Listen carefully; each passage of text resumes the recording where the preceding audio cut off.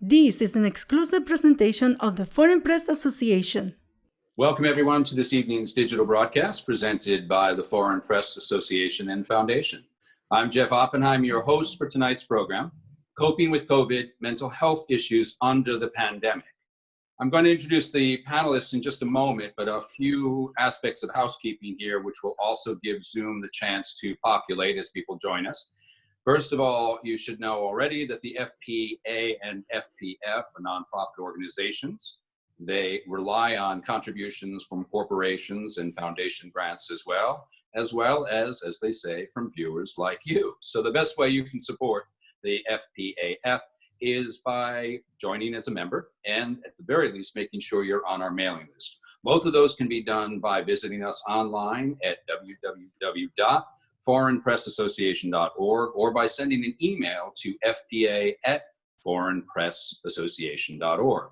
I also want to acknowledge my co-producers for the evening, Alibe Hammaker, who is a board member of the Foreign Press Association and Foundation, and Jonathan Bruce King, who is our executive director. Although today, Jonathan has the dubious honor of wearing two hats. He'll be our technical director for tonight's broadcast, and he'll also be helping me field questions. To kick off the evening, I want to introduce you to Valerie Keim, MFT, MED. She's a licensed California marriage and family therapist with 30 years experience working with anxiety, trauma, and PTSD. She's graduated from the University of British Columbia and has an active private practice. And in addition to her clinical work, she leads an online stress group that actually teaches management. It's a boot camp called Coping with COVID. Very appropriate to tonight's broadcast. Thank you for joining us. And also, Dr. Erik Peper is joining us from the Institute for Holistic Health Studies at San Francisco State University. His research includes extensive work in the area of biofeedback, strategies to optimize health and prevent illness. Aside from his practice and his teaching, he's known for his blog, The Pepper Perspective. You say that 3 times fast. And that deals with ideas of illness, health, and well-being. He is a published author, and I think he's coming out with his next book this August, which is entitled Tech Stress: How Technology is Hijacking Our Lives, Strategies for Coping, and Pragmatic Ergonomics. So thank you for joining us. So let me jump right into this program because it is a deep and complex issue to begin with, and ever the more timely, of course, doctors, because we are in Mental Health Awareness Month as it is. But tonight, in order to focus, since we only have, I guess, what you would call a psychiatric hour of 50 minutes, very appropriately, we want to at least focus it under the lens of the pandemic. So my first question to all of you is, has mental illness become ever the more a complex issue and ever the more relevant under COVID-19? If I start, then I would say yes, because it's a unique illness. I mean, not a unique situation, unlike normal crises or catastrophes, such as hurricanes, flooding, earthquakes, or even some of those momentary wars. Here, in those situations where people lose property, they lose lives, they may get injured. What they don't lose is that kind of personal freedom, and they're not socially isolated. In some sense, our term, social separation in a way, is the wrong term. It should be physical separation. And that is a significant loss because we lose that social connectiveness. And that is most difficult, the sheltering in place. And then that often can lead for some people in terms of lack of support. And then the whole worry, what is going to happen? How long will this really last? Will we get another peak? And then the loss of economic jobs, etc. As almost 40 million Americans are now going out of work. And so combined that, so it's high stress, and then you're locked up in home. In a way, you don't move, which again, movement tends to increase more likely if you get depressed. You tend to sometimes eat more snacks. And then what you see is a significant increase, at least as data shown in Spain and Italy, is domestic violence. Because when people are captured, they have domestic violence. That's the negative side. The opposite side, it's a remarkable time that our stress is different. We're stressed, but we don't have time urgency stress. And you can see that, in fact, that heart attack rates have dropped or cardiac injury have dropped by about 38%, which is most remarkable. But it may also be due to pollution, etc. That pollution has dropped. So it's really most remarkable. The hard part is people are locked up together, which is a benefit. I can develop new hobbies. I can also not escape easily. And then finally, for children, it is, I think, potentially a much more difficult time, because if parents get upset, that is contagious to their children, and that may have a long-term effect. And children and many people are now screen bound. And so all we do is we watch the screen and we don't do much else.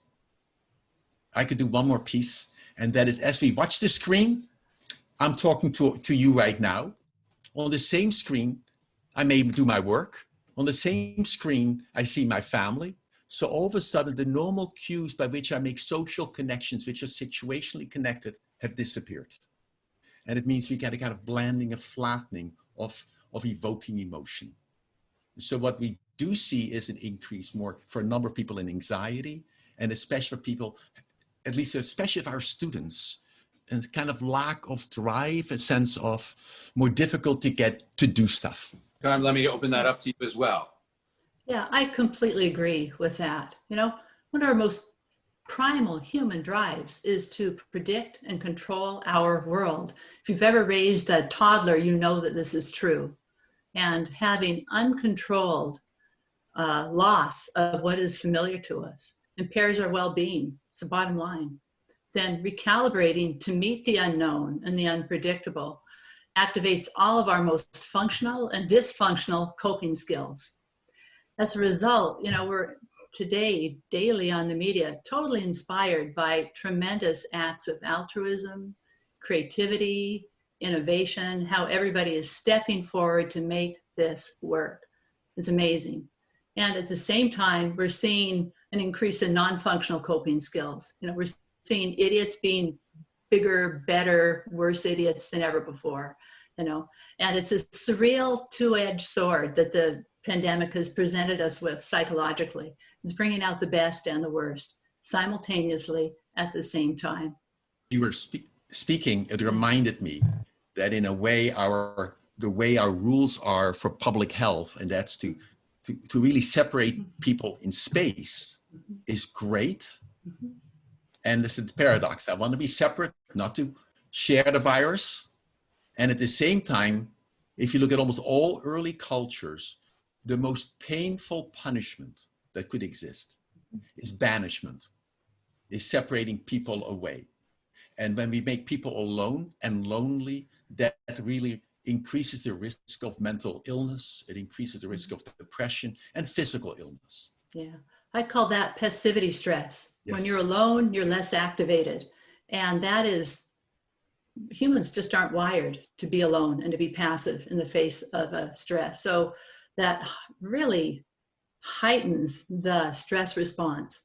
It activates the sympathetic nervous system in so many ways right now. And we have limited means to deal with that, you know, compared to our normal coping skills.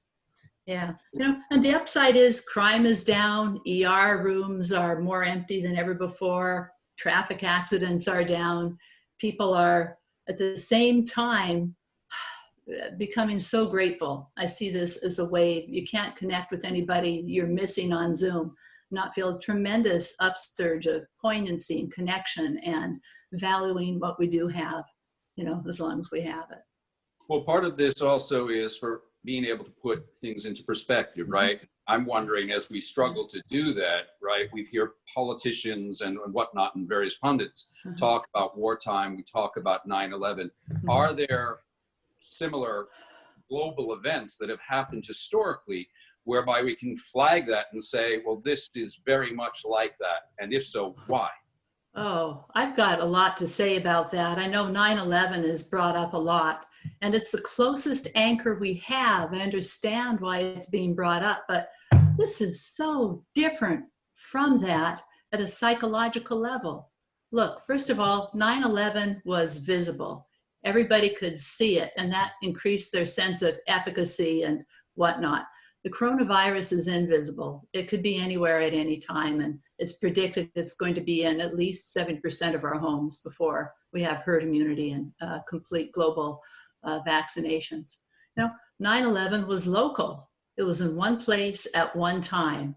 The virus is systemic, pervasive, it's everywhere all the time. We don't know where it is. That sense of hidden, lurking danger, am I safe in this place or am I not? So that jangles our most primitive nerves and instincts for hypervigilance in a way that 9/11 didn't. Tend and befriend. During and after 9/11, you could hug a friend, you could share a beer with a neighbor, you could take care of yourself by taking care of somebody else. We don't have that now. And again, as Erik was saying, that's one of the most basic instincts we had, is to gather together to find our strength, And yeah, 9/11 was a known enemy. We knew who did what to us. And there's not a day that I listen to the media where I don't hear a physician or a researcher saying, we don't know enough yet about the coronavirus. We call it novel for a reason. We need to do more research on it. It's not really a well-known enemy to us yet. 9/11, we had consistent leadership, and right now we're getting very mixed messages from the top, which leaves people frustrated and angry, and that's another layer we got to deal with. And 9/11 brought out the best of our national unity and identity and values in some really good ways. And I believe, honestly, that was so at the beginning of the coronavirus problem. But as it goes on, the disparity between the haves and the have-nots, as it goes on, and we see the systemic virus is actually hurting the disenfranchised, people of color, and the elderly far more than other groups, that's a problem. All of these, so to make that comparison is understandable, but it's not really very complete. We're dealing with so much more right now than 9/11 psychologically. I think the closest analogy would probably be more wartime, where, since my parents lived through World War II, in a sense, they were then locked up, in a sense, in their house. And there's still this big distinction. Yes, the fear, but it's more identifiable. It's not, it's clearly somebody outside of you, and it's a person or a country.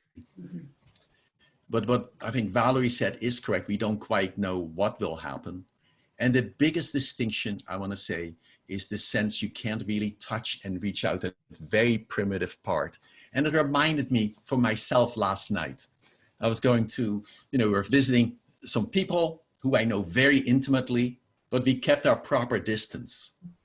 And then as I had my cell phone, I sort of transgressed in a way. I went over the distance, the normal way you would do it to show, and the person pulled away.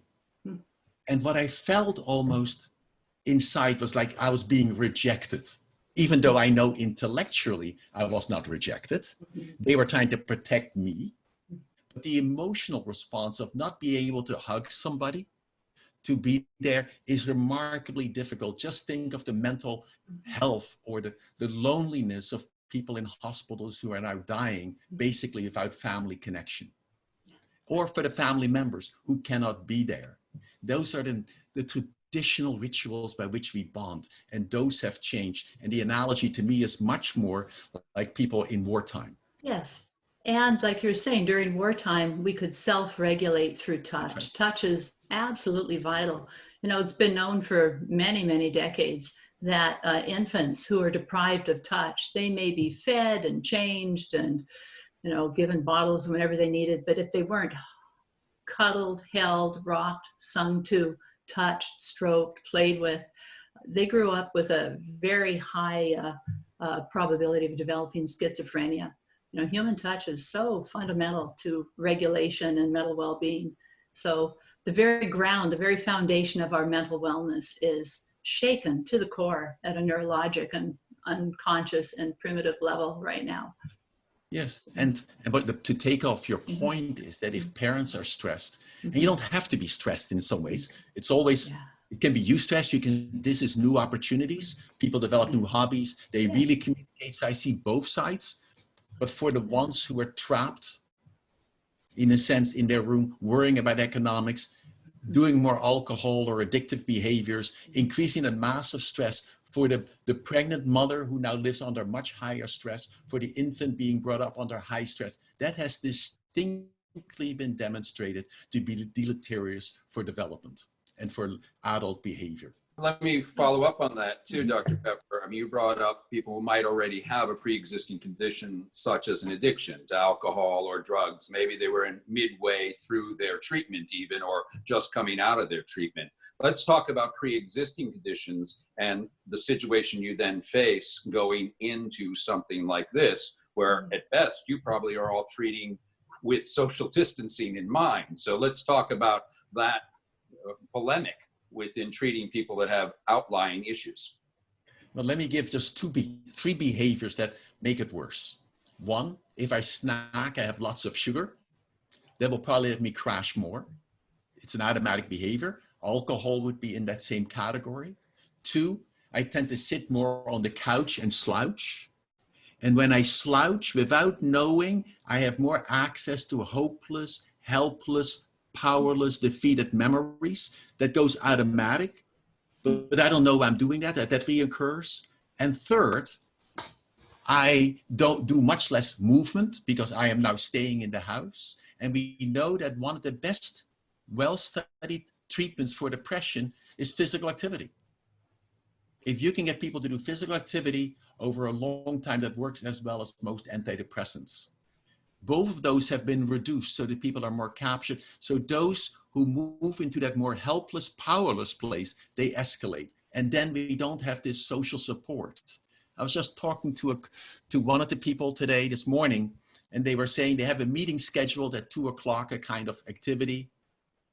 But you know, it's easy to say no to that, to do something else because it's online. However, if my friend comes to the door, even when I feel lousy, I will still go with them. And it's that link that has been broken often. And this, so you can see the amplification of those negative behavior of collapsing inward. Absolutely. I feel that everything is amplified now. We all have our internal fault lines. We all have places where we crack when we're under too much pressure, when our ability to cope is overwhelmed by what's coming at us. So I don't see PTSD yet as a result of COVID, but I do see people who may have never been triggered before. It's their first time having their PTSD triggered, suddenly realize, oh yeah, I can get PTSD too, from the kind of neurologic substrata that Erik and I have been talking about. I see people having repeating PTSD that they thought was long in their past. It's surfacing again as a result of the same neurologic jangle in our nervous system. Anxiety, absolutely off the charts, certainly in my practice. You know, it seems to be an easy crack line for most people. You know, eating disorders, as you were saying, sleeping disorders, depression. You know, the interesting thing about depression is, if you're true, you know, there's a kind of avoidant slump, low energy depression that a lot of people get. And, you know, that might be a coping skill for getting through this enforced passivity and for dealing with passivity stress. But a lot of times depression converts, and this is really important to understand. Feeling depressed feels awful. You've got no energy, you have no interest or enthusiasm in anything, and you want to isolate anyway. So, you know, you're well suited to blend in and to not stand out during this. But nobody likes to feel that way. And we have a tendency at times to convert depression into anxiety, or even worse, into anger. Because anger gives us a surge of energy and adrenaline. Anger makes us feel internally very powerful, which feels a lot better than helpless, hopeless, no enthusiasm whatsoever. So you see a bit more road rage, a bit more belligerence, a bit more people yelling at their TV or their partners or their kids, a bit more agitation. Underneath it, quite often, it's actually depression. Let me loop back to you brought up PTSD, and I know you've done a lot of work in that field. Is this on par presently with a PTSD? Is that the best way we should be looking at it? Or is it something that we should be thinking down the road that there might be this tremor effect that creates almost a PTSD scenario because we came through it, we lived through it, sort of? if I start, I don't quite see it that way. I see it much more the sense of passive depression, almost the hopelessness and the reactivity to it in that sense. And then we amplify that without knowing by watching the news. We keep watching detrimental news. We watch false news from my perspective, very strongly false stories. We watch highly conflicting policies. We can get angry. We react, and then we keep watching that, and then at night, because we are maybe almost bored, we do streaming of videos or media, and then all this blue light hits our eyes, and then that affects that we have more difficulty sleeping. We lose ritual, the biggest thing that we have lost for most people in my experience, and that's true of almost all my students, is the loss of ritual. Ritual means I go to work. You don't know it's a ritual. You take a shower in the morning, you brush your teeth, you put in your clothes, and you go to work. Now all of a sudden, there's no time ritual for many people. And for some, that's great. I can garden. For others who have less of that initial drive at this moment, or feel powerless or overwhelmed by the economics, then it becomes very difficult. So developing ritual is one of the best things people can do, and we work with that often. And that makes complete sense, and allowing us to feel more empowered, more capable, and to get us out of passivity stress. Absolutely. Absolutely. My personal belief is it's way too soon to call this post-traumatic stress. I agree with you on that, Erik. This is not post. Post means after. We're still flying in gale force winds of this. It's acute phase stress that we're all feeling or not in very different ways. So with depression, of course, is especially for us non-clinicians, right? We tend to think that, well, I'm in good shape mentally. I'm immune to depression. And if you've never gone through it, you don't quite know what it is. And I'd argue even if you're going through it, you don't know what it is quite. You're thinking what's wrong. So what should we be mindful of as non-clinicians? I think mindful is the key word. I love that word. Mindful means paying attention to what you're doing in the moment, pushing aside, head squirrels about the future, pushing aside momentarily when you can, old, photo albums from the past, and just being present and noticing what you're doing, getting yourself out of autopilot so you can be with the current moment. I think being mindful about your own state automatically begins to regulate your emotions and improve your mood. Being mindful and aware of what you're doing. Oh, wait a minute, I'm not going in a good direction right now. I'm yelling at the kids. I better go take a jog around the block, kind of thing. And being mindful of people you're with. If you're quarantined with others or working with others, notice them, because even though we're distanced, we're still co-regulating one another's nervous systems. We can do that from 6 feet away. We can do that from 10 feet away.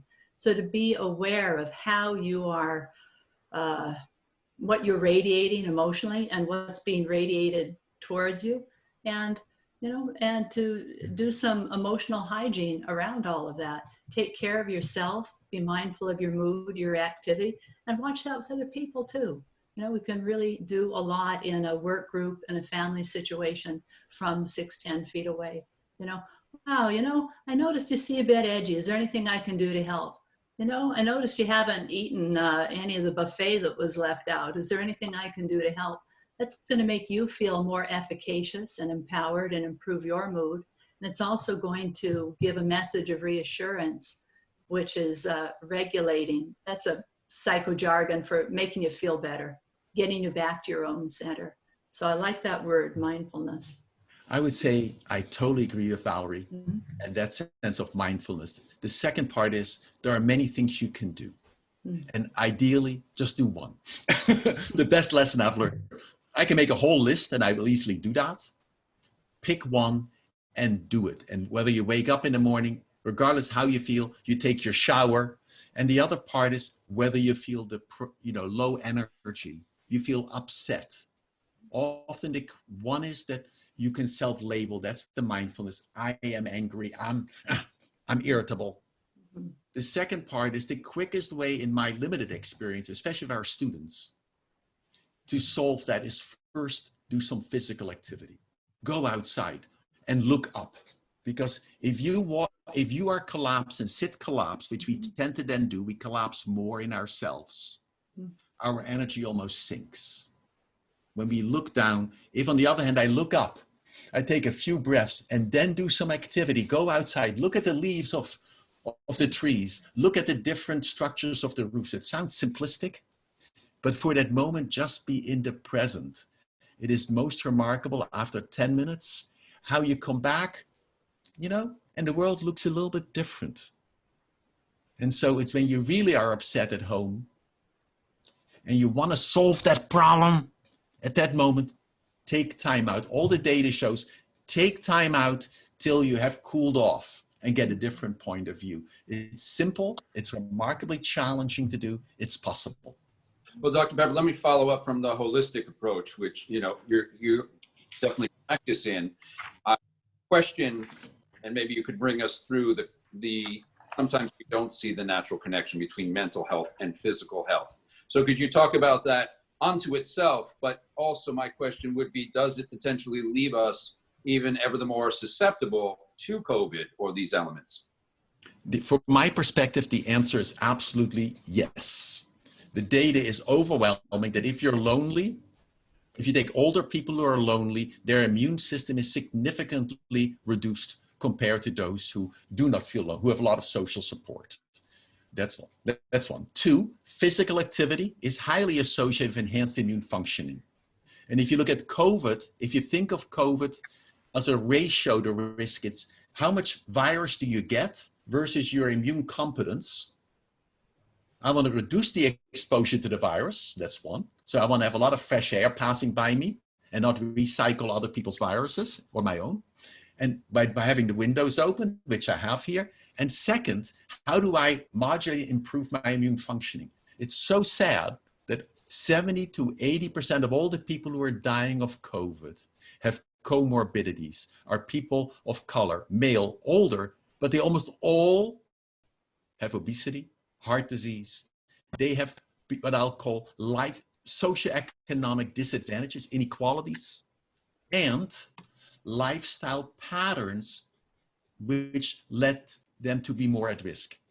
And by taking these holistic approaches, by improving your lifestyle, you can enhance your immune functioning, and that includes mental functioning. If you are depressed, your energy is lower, you are more at risk. If you're optimistic, now, don't tell someone who's depressed, be optimistic, nothing like that. That is simplistic. However, changing your internal language, that's a cognitive approach is one, but I can make a whole quick list. Stress reduction, if you feel stressed, that reduces your immune function. It puts you more at risk. Yeah. Absolutely. For so, many. So mindfulness training, relaxation techniques, there are many different Sleep. Are you getting enough sleep? Or do you watch till 2 o'clock at night? 3, social support is critical. Reach out, or it's much more important, help other people. Either you help reach out to somebody else to help them. When we become gratitude and give to others, we become healthier. That's the critical issue. And if you don't have the energy, which is often the case, see if you can set up a network that they will do it to you when you don't feel like you want to do it. In that sense, how can the group help you? And I'm sure that Valerie can help with that. I said already, connecting to nature. The data is overwhelming. If you're in nature, your mood tends to get better. And also the air you're breathing has some different chemicals in it which act as antiviral agents. Your diet. Are you eating mainly sugars? All different versions, lots of coffee, alcohol, whatever. If you go on a Mediterranean diet, you'll probably have lots of veggies and fruits. You get all the, you'll do better. So these are just simple ones one can do. I can list the ones which don't work, but I think you want to do, what can you do? If I sit here, let me just do one at the moment for everybody. We've all been sitting here now for a half an hour, just for a moment. And it's difficult to do it because I feel like I'm Velcroed to my chair. Just get up. Just for a moment, all of you get up and just move and wiggle. And notice how difficult it is to get up. Just do something. Reach up, reach up. Great, Valerie. Really reach up. You can dance, you can clap. Just do it. And now just sit again. and just simply ask yourself, did your energy go up slightly? Did your mood go up slightly? And the answer is, in our research studies, is overwhelmingly yes. In 30-second, 1 minute little fun dance. I know you think I look crazy when I do this, but the tension has left my shoulders. For a moment, I am not thinking, oh my God, will I find the money for the rent? I pull down. Then thereafter, I am more present. And then how can I breathe lower and slower? Because when I get panicky, I tighten up, I breathe, and that escalates itself. So body affects the mind and emotions. The mind and emotions affects the body. You want to work on both together. Well, I'm definitely a believer that dancing cures all. So, but let me. Okay. Absolutely. I mean, if I want to teach one technique for people to do, observe your breathing. All you do is just sit back and be sure when you inhale through your nose. Then very slowly exhale through your nose. And let the abdomen get bigger when you inhale and the stomach gets smaller when you exhale. And you breathe about 6 breaths a minute. And when you do that, you reestablish a balance between sympathetic, parasympathetic. Let me shift, if I can, to you, Dr. Keim, from a family practice, because you've got a very active family practice. What are some of the things that you can share with us that you're seeing that have either heightened or changed in some way under this? Under this, since COVID, what I've seen heightened again is this general sense of people both coming together and tending and befriending and getting along far better than they ever imagined they could. And although fight, flight, fear is prevalent, I'm finding that the people who are together have found a way to make it work. And that's really inspiring, far more than, I would have thought. And that's really good news. Mind you, these are the people, I'm kind of like preaching to the choir. These are the people that I work with who have good psychological insight and good coping skills to begin with. And especially with young children. My heart goes out to every parent who's been on quarantine with children. I think they're the heroes, one of the great unsung heroes of this whole operation, and finding ways to make it work. What I tell those parents is, look, someday your kids are going to be grown up and they're going to face a storm of trauma and crises in their own time and in their own way.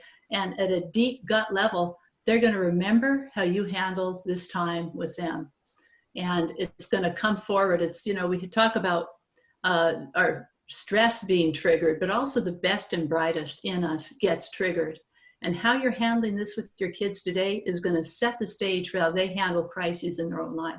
That's one of the gifts that's coming out of this, is the powerful modeling of parents taking good care of their kids and handling an unprecedented situation.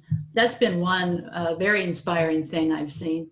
At the same time, having worked in the field of domestic violence and child abuse for a very long time, I see all the right ingredients in place. I see all the structures that are leading me to posit that 6, 12, 18, 24 months from now, the real numbers will begin to emerge of a huge spike in domestic violence, child abuse, substance abuse, that's going on as a way to cope.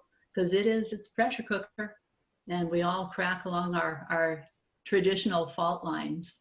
So to those folks, I say, please reach out, be a role model, be vulnerable, talk about what's going on. Just like as parents, we say, use your words, share with others. Tell them what you notice about yourself. Tell them how you're gonna, do better, and ask them what you can do for them to help them. Stay connected. It's one thing to get on Zoom and talk about the weather. It's another thing to say, today I figured out if I just go and weed the garden, I feel better. Or, you know what? I'm really scared. Are you really scared? Underneath, I find I'm not sleeping so well. That's a way to bond. That's a way we can co-regulate one another and build our community and our relationships.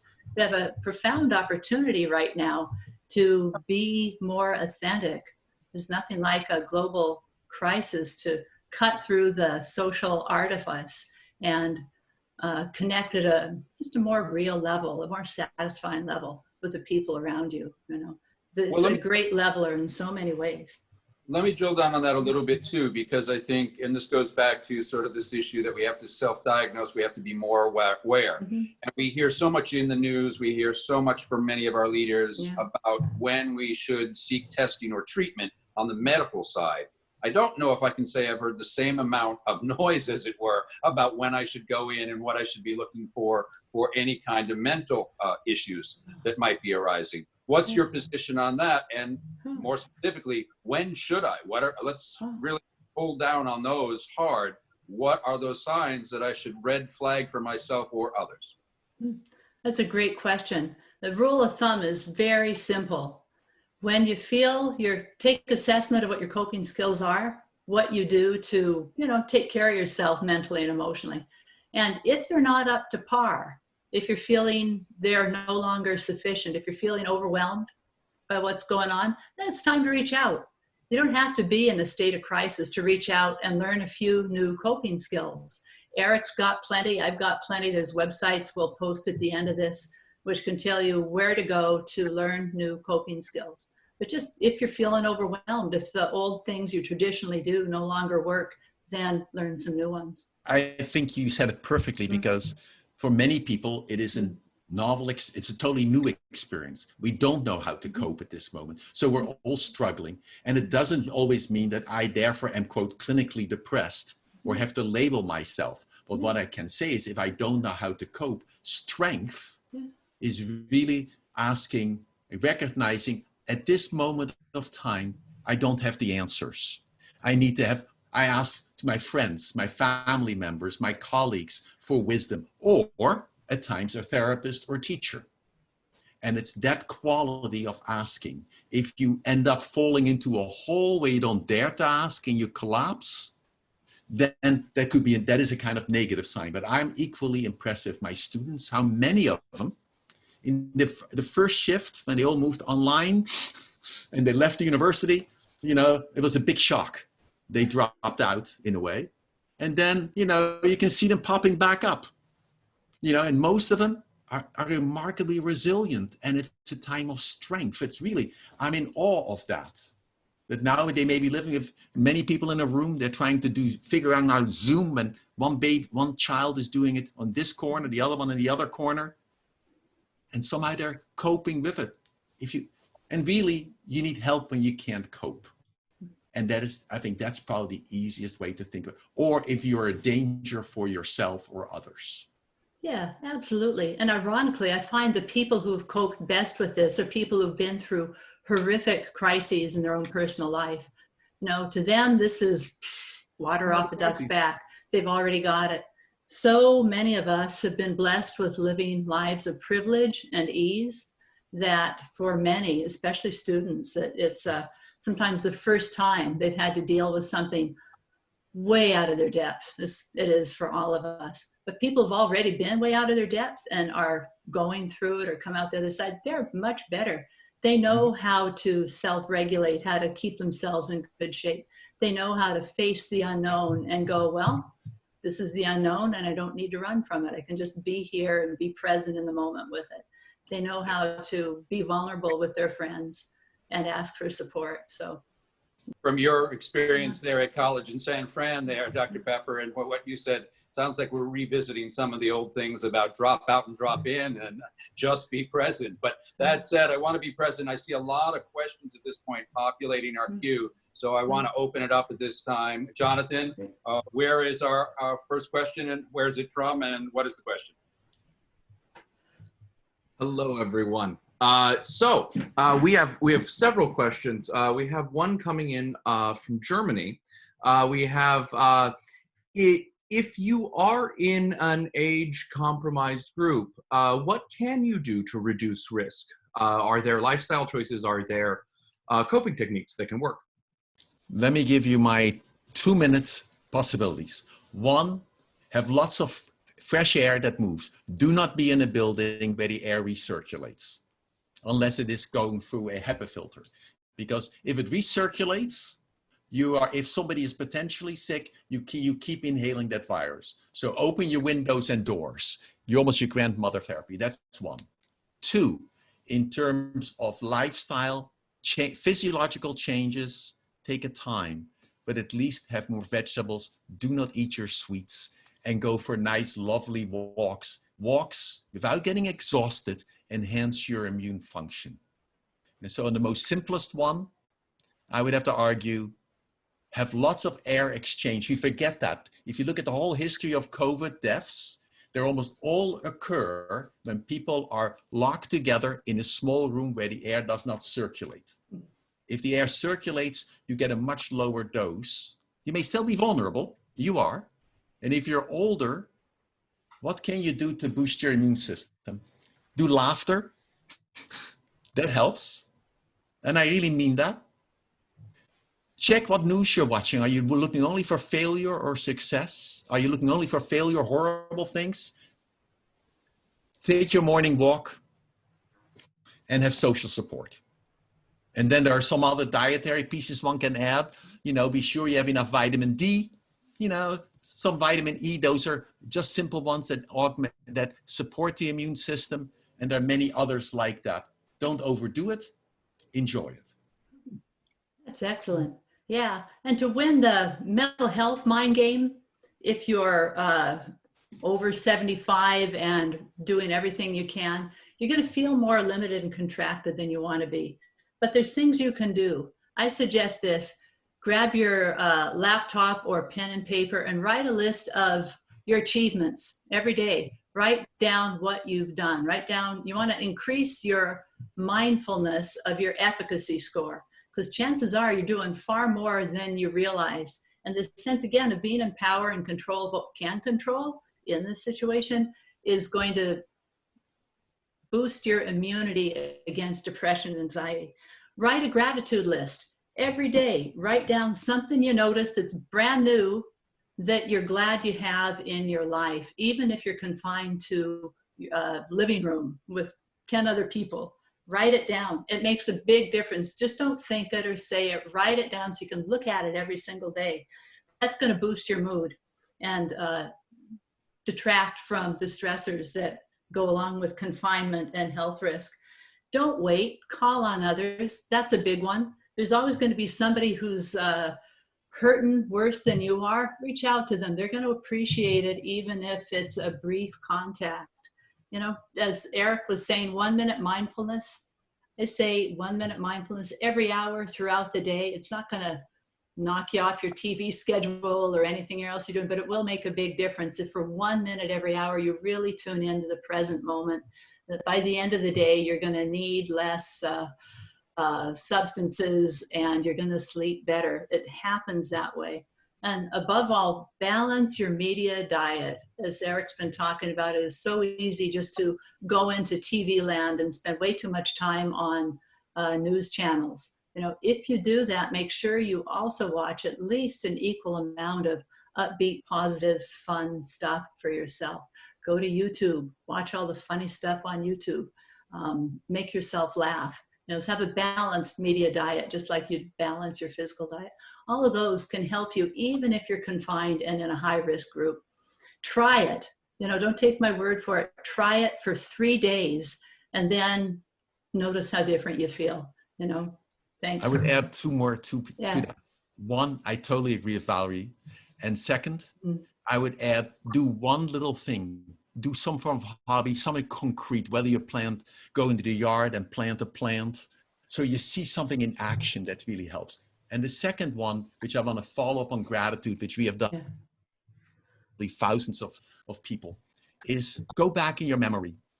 Think of someone who impacted your life significantly, who you never thanked for having done that.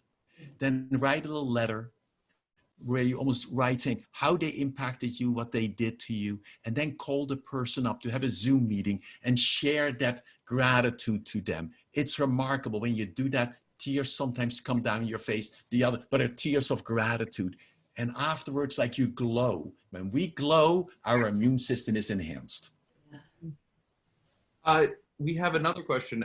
Maybe we could kind of go back and forth, and this might actually be a question that we follow up on, but having 5 or 6 things that you should remember. I think we actually covered those. Maybe we can make a list after this. We'll be in touch via email of these that we can provide to our attendees. One question that actually came in that I think is an interesting one, and I think we all deal with, is how does how do you deal with groups that don't believe in the threat of the virus? Because that, I think a lot of us, who do take this seriously, it can be very distressing. And I think there's a certain amount of emotion with that.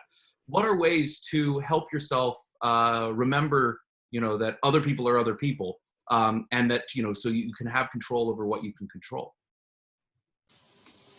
I think you just answered the question right there. Other people, drive in your own lane, set your own boundaries. It's not your job to convert them. Avoid them is a good start. There are 2 parts, I think. One, I totally agree. People have the right to their own opinion, even if I disagree with them. I mean, that's their right, as long as they don't harm me, per se. And the second one is, but usually we cannot argue with somebody. We forget arguing doesn't work. At best, if there are people I know, I can try to understand and listen. What led you to that decision? That kind of understanding more. Then at least I can be a good listener. However, we cannot control others. And I think you just have to say, that's your lane. You can live that way. And hopefully, if they come to my house, then I'll ask them, let's say, you cannot go into my house. We just have 2 more questions. One is, do we think that the relationship that this virus is leading to a lasting change in the relationships between humans? I think the hardwiring for how we can be relational is so profound and so long-lasting that it might change the expression of that, but our basic need to stay bonded with other people, that's not going to change. Of course, what I'd like to see is more caring, more relationality, more gratitude after this event passes. I would agree totally with Valerie. I think we are basically, we have an evolutionary pattern and drives in us for human contact, connectiveness, touch, and that will stay. However, I do see a potential impact in development with children as they would live much more in a 2-dimensional world of screens where they may not get that, because there is some fairly good evidence that children who mainly live in screens have a significantly higher risk for attention deficit disorders and other illness, if you want to call it, or risk factors. So in that sense, the absence of motor development, which is critical for health, for kids to play outside, to explore, if we limit that rewires the brain of little kids.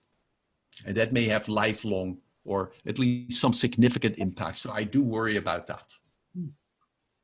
Well, and relating the United States to the world, how does what we do in the US differ from what other people do in other countries?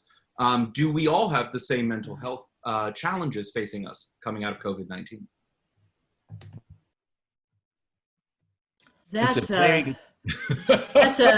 You got another 50 minutes. That's so complex. That's a good one. Yeah. It's a very difficult one. I mean, the only answer I would say is that any of the societies by which you nurture social support, which is a balance of social support, the goodness for the whole, which at times is missing in the United States from my perspective, and the only individual health is the balance between the individual and the caringness for the whole. And we have, over the last 30 years or so, have really made it much more individualistic, and we have such high levels of socioeconomic inequality that I think this is really a crisis in the United States, and COVID-19 is making this worse and makes it show vividly how such inequality. And I think if there's any hope for me is that we can become aware of that, and that we are going to say, wait a minute, we need to change the culture. So we do take care of the whole, and we don't do that easily in the United States. Other cultures are better at that. I'd like to just follow up with one last question then for you, doctors. Looking as a forecast for the future, if you would, what are the continuing issues that we should be mindful of? And also, for that matter, this has been, interestingly enough, a very hopeful 50 minutes together. So also a forecast for the future that is optimistic, good habits that might be formed here that we can be more mindful of making a habit. Well, this is a benchmark year, and the national narrative about it, how we frame this experience, what we take from it, the values that emerge from it, are going to shape a generation to come. So we have a tremendous opportunity right now to use this to start a new national narrative. And if I had my wish, I'd see a lot more public education on how we can make this, turn this crisis into a real opportunity for improving relationality and staying connected with one another. That's the optimum chance for mental health. And that's what this is about. A disintegration of our normal constructs for feeling healthy, staying out of depression and anxiety. So we can rebuild this in a new way. We've got a great opportunity to do that. You know, and I feel ultimately, you know, we're going to remain resilient, creative, bold, innovative, caring. You know, and I'm quite confident that the unseen good is going to emerge over time. You know, we started with 9/11 and, you know, other big benchmarks in human history. And I think of the medical, social, technological leaps that were made in the wake of World War II that have improved our cultural mental health. Do we have a long way to go? Yes. Have we gone overboard in becoming too selfish? Yeah, compared to most other cultures going through this, probably say, yeah. But we can redo that. We've got a lot of potential emerging from this. I think we have a remarkable opportunity to use this epoch, because it's really it is a transformational epoch, and this will be a big change, at least from my perspective, as the Great Depression was. This will shape the next generation in many ways. It is a time to say, gosh, we see so many people who have poor socioeconomic backgrounds are the ones who suffer from have totally much higher death rates. We have much more depression in these groups, much more anxieties of economic. We need to, as a culture, that's where we have the opportunity to change. And the other part really, which I look forward to, is that life is change. The only thing we can know is change is constant. And now I can look forward already, sadly to say, we have COVID-19. Remember, COVID-20 is coming. And I don't mean that negatively, but at least as we as a community work together to strengthen those factors of social support, which you see in many families. All of a sudden people are reaching out. How many of us have not all of a sudden called somebody we haven't talked to for months or years? We're reaching out and building those bonds and helping our neighbors. I also see that. My neighbor all of a sudden brought some food up. He'd never done that before. You know, those kind of moments when we do those acts of kindness. They're not big ones, but if each of us does one little act of kindness to our neighbors and to our families, then all our mental health will improve. Thank you both for being here. We're coming up on that magical hour here in New York where we have a collective moment of just complete insanity, yelling out the windows, banging on pots, and it's really awesome to cheer up health workers like yourself. So I thank you for being our resource tonight. And certainly we'll bang on a pot and shout out our thank yous. And we'll also be sure afterwards, I'll loop back around to make sure we put together a collective resource list that we can make available to everybody listening tonight and everybody who watches the video at a later time. So I thank you again for being here.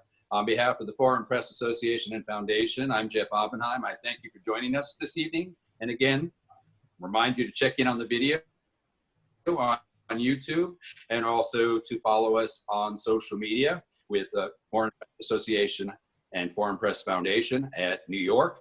And of course, in closing, I just want to encourage you not only to support the Foreign Press Association Foundation, I want to encourage you to continue to support the freedom of the press and freedom of speech. A very big issue equally today. So again, thank you for joining us. I'm Jeff Oppenheim, your host. Stay safe and stay well. Thank you for joining us for this broadcast. To learn more about our digital forums and programs, Please subscribe to our YouTube channel. For membership information, please visit www.foreignpressassociation.org and on Twitter at FPA New York. This has been an exclusive presentation of the Foreign Press Association.